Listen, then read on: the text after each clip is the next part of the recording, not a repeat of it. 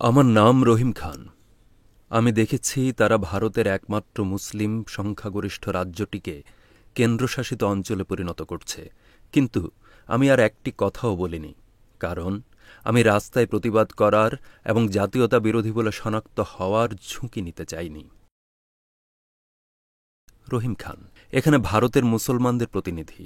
তার হয়ে এখানে কথা বলেছেন রাজদীপ সারদেশাই। নিজেকে রহিম খান নাম ও পরিচয়ের সঙ্গে মিলিয়ে ভারতীয় মুসলমানদের সাম্প্রতিক দুরবস্থা নিয়ে নিজের ভিডিও ব্লগ স্ট্রেট ব্যাটে কথা বলেছেন ভারতের বিশিষ্ট সাংবাদিক রাজদীপ সারদেশাই। ব্লগটির শিরোনাম নতুন ভারতে একজন মুসলমান।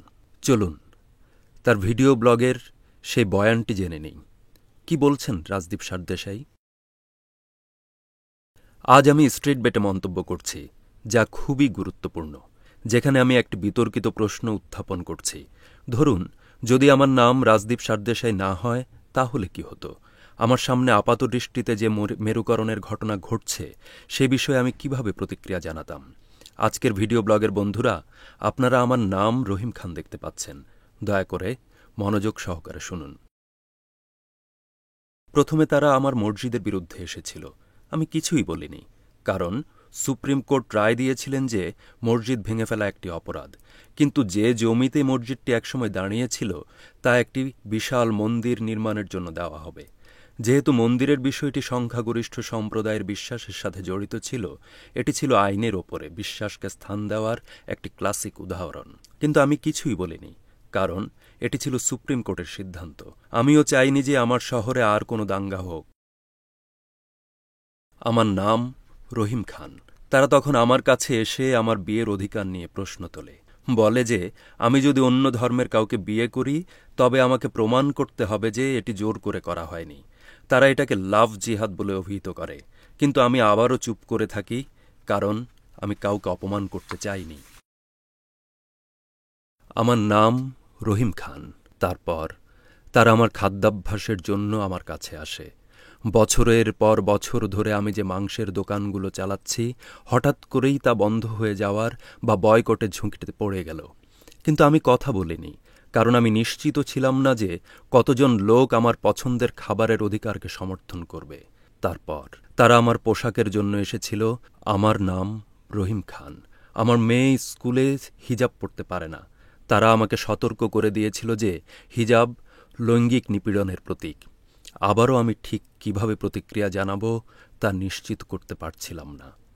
তাই আমি বেশিরভাগ সময় চুপ করে থাকতাম। আমার নাম রহিম খান। তারা আমার বক্তৃতা শুনতে এসেছিল। আমার বিরুদ্ধে ঘৃণামূলক বক্তব্য দেওয়ার অভিযোগ আনা হয়েছিল। সহিংসতা উস্কে দেওয়ার অভিযোগে সন্ত্রাস বিরোধী আইনের অধীনে বছরের পর বছর ধরে কারাগারে আটকে রাখা হয়েছিল। জামিন নাকচ করা হয়েছিল।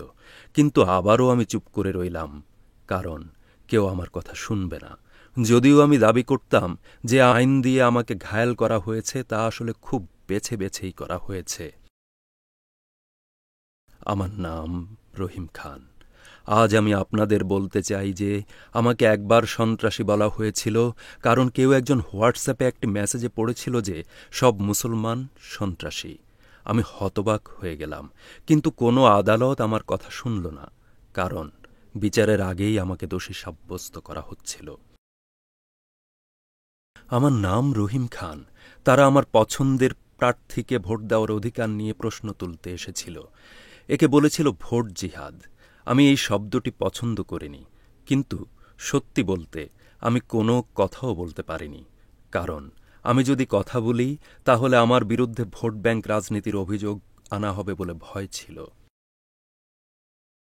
আমার নাম রহিম খান।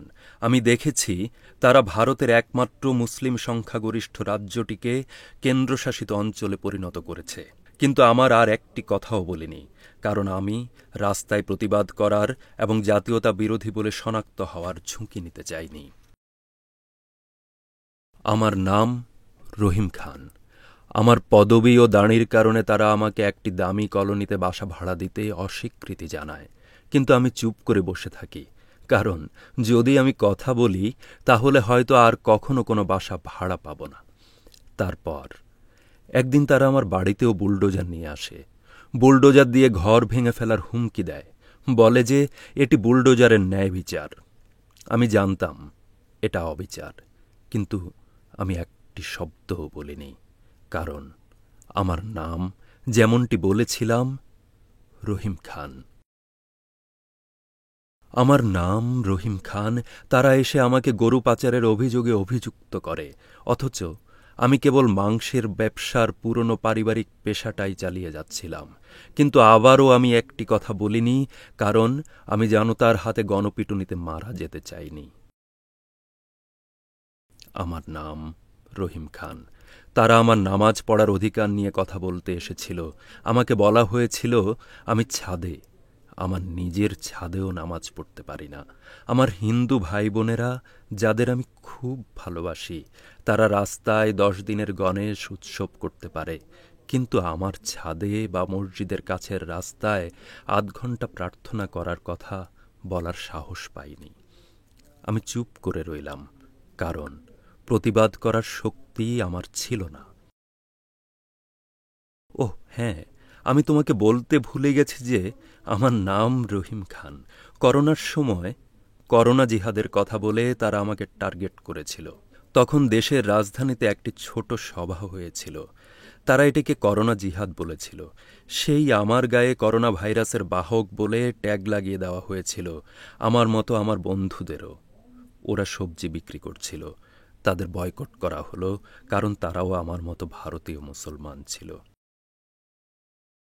কিন্তু আবারও আমি চুপ করেই রইলাম, কারণ আমি এই ভেবে খুব ভয় পেয়েছিলাম যে আমার নাম রহিম খান। তারপর তারা প্রতি রাতে, রাতের পর রাতে টেলিভিশনের গুরুত্বপূর্ণ সময়ে, যাকে প্রাইম আওয়ার বলে, সেখানে আমাকে টার্গেট করে। আমি সংবাদ উপস্থাপকদের দ্বারা পরিচালিত উচ্চস্বরে চলা বিভেদ সৃষ্টিকারী হিন্দু মুসলিম বিতর্ক শুনতে পেলাম, কিন্তু আমি আর একটি কথাও বলিনি, কারণ আমাকে বলা হয়েছিল যে বিতর্কে যত বেশি গোলমাল হবে, তাদের টিআরপি তত বেশি হবে। একটি নির্দিষ্ট টিভি বিতর্কে তারা বলেছিল 17 শতাব্দীতে আওরঙ্গজেবের নিষ্ঠুরতা ও অপকর্মের জন্য আমাকে জবাবদিহি করতে হবে। আমি কোনো উত্তর দিইনি, কারণ আমি বারবার বলছি যে আমার নাম রহিম খান। এই সপ্তাহে তারা আমার পারিবারিক সম্পত্তির জন্যও এসেছে। তারা বলছে যে আমার পরিবার আসলে আমার দাদার আমলের দাতব্য প্রতিষ্ঠান, যা আদপে এখন একটি কবরস্থানে পরিণত হয়েছে। দান করা সেই সম্পত্তি কঠোর সরকারি তদন্তের আওতায় আসতে পারে। তারা এমনকি আমাকে ভূমিদস্যু বলা শুরু করেছে, তার চেয়ে আরও খারাপ শব্দ ব্যবহার করছে। কিন্তু আবারও আমি চুপ থাকব, কারণ আমি শেষ পর্যন্ত যা করতে চাই তা হলো একটি শক্তিশালী সরকার, তার আমলাতন্ত্র ও মন্ত্রীদের সাথে লড়াই করতে। আপনি জানেন আমি এই ভিডিও ব্লগের মাধ্যমে যাদের কথা বলছি তারা আসলে কারা, কিন্তু আমার এই লড়াইয়ে আমি একা। কারণ সত্যি কথা হলো, অন্য কেউ আমার জন্য তাদের বিরুদ্ধে লড়াই করবে না। আমি এটাও স্পষ্ট করে বলতে চাই যে আমি আর কারো শিকার হতে চাই না। কিন্তু আমি তাদের পক্ষে কথা বলতে চাই, যারা প্রতিদিন তাদের ধর্মীয় পরিচয় সম্পর্কে আরও বেশি সচেতন হচ্ছে, যাদের প্রতি এমন বৈষম্যমূলক আচরণ করা হচ্ছে যা সংবিধানের পরিপন্থী। আমি একজন গর্বিত ভারতীয় মুসলমান, একজন ভারতীয় যাকে দুর্ভাগ্যবশত প্রতিদিন দেশপ্রেমের প্রমাণ দিতে বলা হচ্ছে।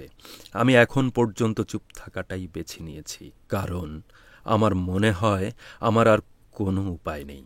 কিন্তু আজ আমি জিজ্ঞাসা করছি, তোমাদের কি হবে বন্ধুরা? দয়া করে ভুলে যেও না, আজ আমি লক্ষ্যবস্তু হচ্ছি, কাল তোমরাও হতে পারো। আমার বন্ধুরা, চুপ থাকা কেবল ধর্মান্ধতার মাধ্যমে ঘৃণার রাজনীতিকে স্বাভাবিক করে তুলবে, তারপরে তার সাম্প্রদায়িক ভিত্তিক স্থায়ী মেরুকরণের দিকে পরিচালিত করবে, যা আদপে ভারতের নামে এই বিস্ময়কর বহু ধর্ম বিশ্বাসের দেশে তোমরা আসলেই চাও। ও ছিল রহিম খান, আমি রাজদীপ সারদেশাই। তাই মনে হয় আমি হয়তো নিশানার মধ্যে নেই।